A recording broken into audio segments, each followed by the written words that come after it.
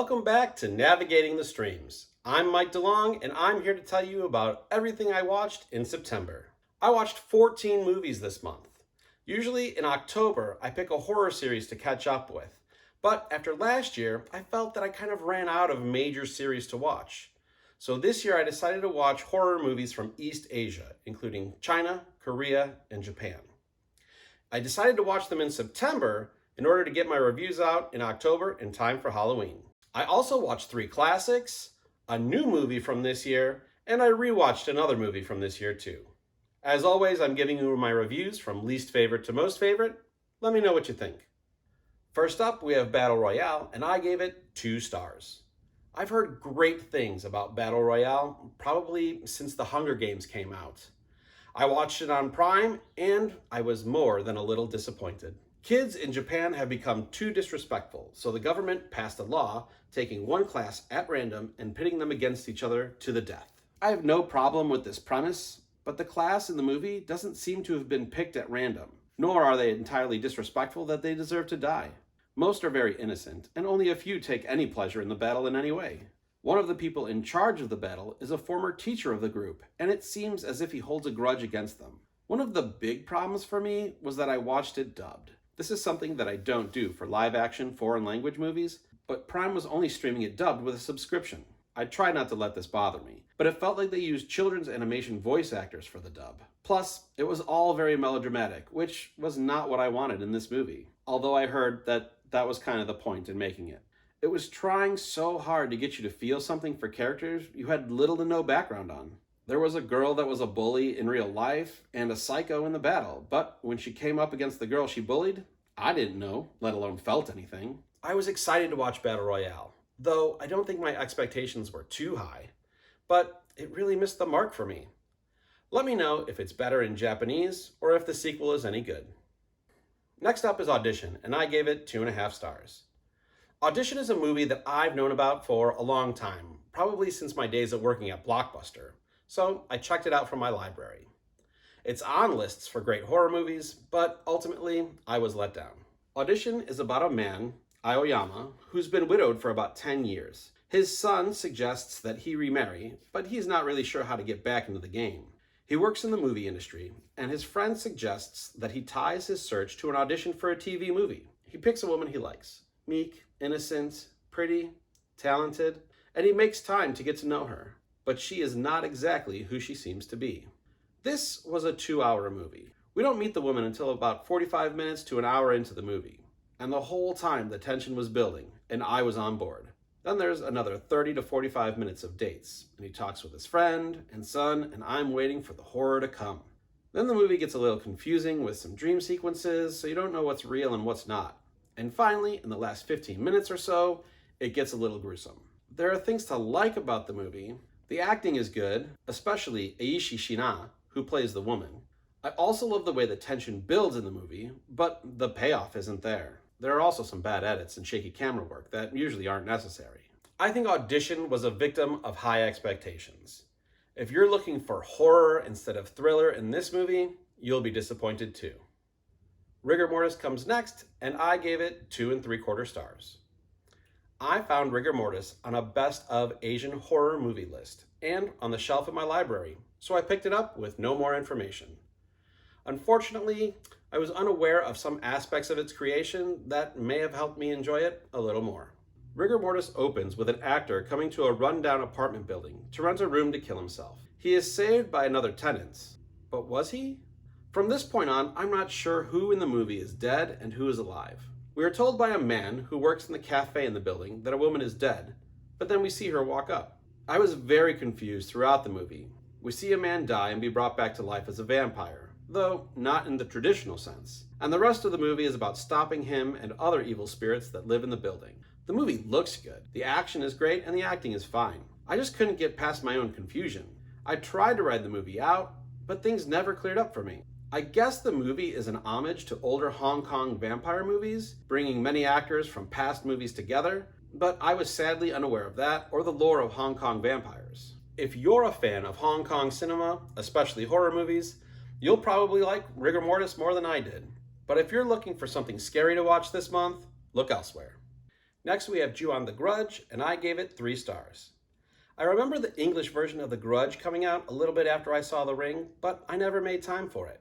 I decided to watch the Japanese version. I found out that it was the third in a series, but I thought I could watch it and enjoy it as a standalone movie. I don't know if that was the case. Ju-on opens with a title card explaining a curse that will fall upon anyone who enters the house and will spread wherever they go. A social worker named Rika is sent to a house to check on an old woman and finds her near death. Rika gives her aid until ghosts come to take the old woman. Now Rika has the curse upon her. There are other stories and supernatural murders too, but I don't want to give away the whole plot. The movie goes back and forth through time, but doesn't give much indication on what it's doing. Ju-on is creepier than it is scary. The female ghost makes a clicking sound in the back of her throat that I've done 1,000 times as a kid, which I found more amusing than scary. The acting is fine, and there are a few interesting, if low-budget, visuals throughout. I'm wondering if I watched Ju-on the Curse and its sequel, if I would have enjoyed this movie more. Was I missing something? I'll have to interlibrary loan the other two to find out. Next up is I Saw the Devil, and I gave it 3.5 stars. I don't know if I would consider I Saw the Devil to be a horror movie, but it's definitely gruesome enough to be in the mix. The movie opens with a woman on the phone with her fiancé, Kim Soo-hyun, while she waits for a tow truck. A stranger pulls up to help, but she wants to wait for the tow. He attacks her, kidnaps her, and dismembers her. I said it was gruesome. Soo-hyun is in the South Korean Secret Service and takes time off work after her funeral to hunt the man down and get his revenge. All of this happens in the first half hour, but there's nearly another 2 hours left in the film. Soo-hyun doesn't find the murderer and kill him. He puts a tracker in him, lets him go, finds him, tortures him, and lets him go over and over again. Meanwhile, the murderer is harming other people all along the way, including a teenage girl.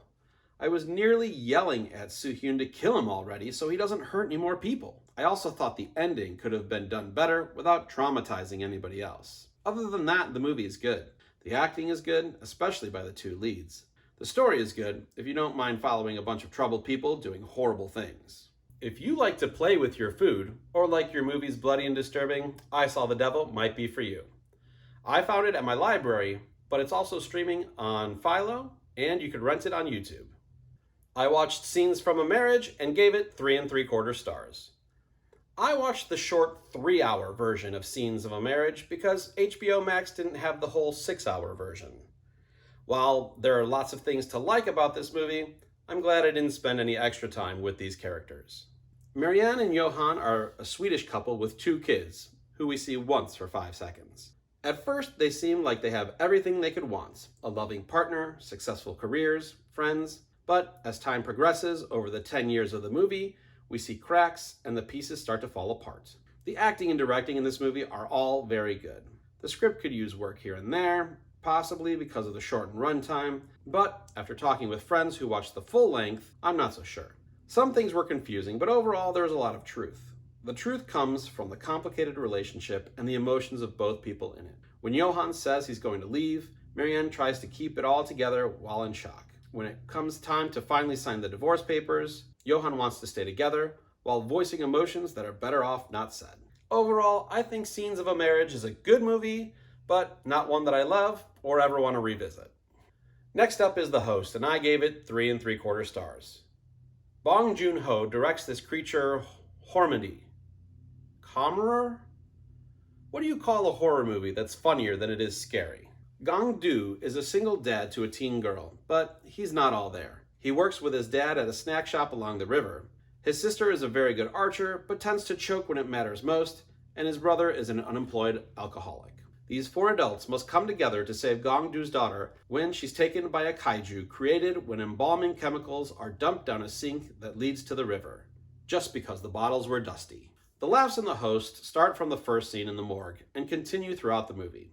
There are very little scares, and not just because the CGI monster looks bad. The main characters all have different quirks that come off as goofy most of the time. They're running from the police and doctors most of the movie, but become heroes by the end. The movie looks great aside from the monster, and the script is good. I'm just looking for something a little scarier. The Host is, overall, a pretty good movie, and worth your time if you're interested and have Hulu. However, this is my 5th Bong Joon-ho movie, and 3rd this year, but the only one I'm eager to watch again is Snowpiercer. Please like this video and subscribe for future reviews and to find out what's coming to a streaming service near you. The Wailing is next, and I gave it 3 3/4 stars. The Wailing is another movie that I found on a best of Asian horror movie list and at my library. This one from South Korea. The Wailing follows Jong-gu, a bumbling police officer of a small village. There's a spike in murders in the village where people violently kill their family members seemingly out of nowhere. These murders are tied back to a mysterious stranger. When Jong-gu's daughter begins acting strangely, he gets the help of a shaman to try to exorcise the demons. There's also a mysterious spirit-like woman who may be the cause of the village's possession. That may seem like The Wailing is difficult to follow, but it's not. The story is very good, and all the characters are believable. There is terror as well as a few laughs at Jong-gu's expense, but you also feel for him and his family while they try to save his daughter. The movie looks good too. If you're a fan of possession movies, I would certainly check this one out. It's worth your time. I've got The Candidate next, and I gave it 4 stars. The Candidate is the Robert Redford movie that I've most wanted to see. So, after he died, I made time to watch it since it was on Hoopla. Redford plays Bill McKay, a lawyer who fights for the underrepresented and the environment, who also gets roped into running for U.S. Senate in a race he cannot win, by Marvin Lewis, played by a young Peter Boyle. McKay insists on being able to speak his mind and fight for the issues he cares about. But the machine keeps getting in the way, giving him poll-tested talking points as his numbers go up. Redford and Boyle are both very good. The movie really hinges on these two performances. I found the topics discussed sadly relevant over 50 years later.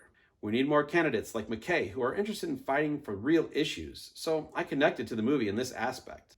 Jeremy Larner won an Oscar for the screenplay, and it's well deserved. I think The Candidate is a really good political movie from a decade of great political movies. If that's something you're interested in, I would definitely check it out. Train to Busan is next, and I gave it 4 stars. Train to Busan is a great entry into the zombie movie catalog. It's gruesome, tense, and has heart. Train to Busan is about a little girl and her dad. He's very busy with work and doesn't make the time he needs for his young daughter. The daughter insists on going to be with her mom in another part of Korea. They board the train the next day, but an outbreak of zombies occurs and some of them make it onto the train. I wouldn't say that there are a lot of scares in Train to Busan, but the tension is high throughout the movie, which is good. The movement of the zombies is another highlight. They're fast zombies, which I know some people hate, but when they're reanimating, the twisting of limbs is great. We see the relationship between the daughter and the dad grow in the movie as well. They are both able to share affection for each other in ways they couldn't the day before. It also contains the classic zombie movie message about working together for communal protection in a great way. And I love the ending. If you're a fan of zombie movies, Train to Busan is definitely one to catch up with. You can find it on Netflix. Next, I've got Thunderbolts, and I gave it 4 1/4 stars. I rewatched Thunderbolts with my wife because she didn't see it in theaters with me, and it just came out on Disney+. I still think it's a very good movie with a lot to say about mental health. Check out my May video for my full review. Weapons is next, and I gave it 4 1/4 stars. My wife doesn't like to watch movies where bad things happen to kids, so I went to see this alone in the theater. And after watching it, I don't think my wife should ever see this movie. Not because anything bad happens to the kids, but the few deaths that we do see are so gruesome that she wouldn't enjoy it. Weapons is about a classroom of kids that goes missing and the search for them, but we knew all that. The interesting thing about this movie is the way that it is told.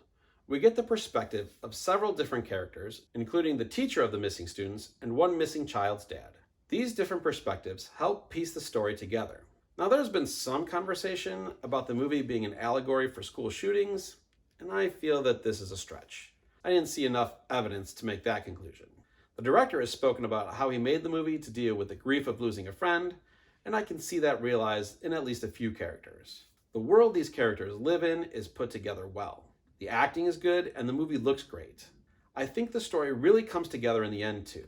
If you like tension-filled movies, definitely check this one out if you haven't already. If you liked this one, but haven't caught up with Zach Cregger's other horror movie, Barbarian, you can find that on Hulu.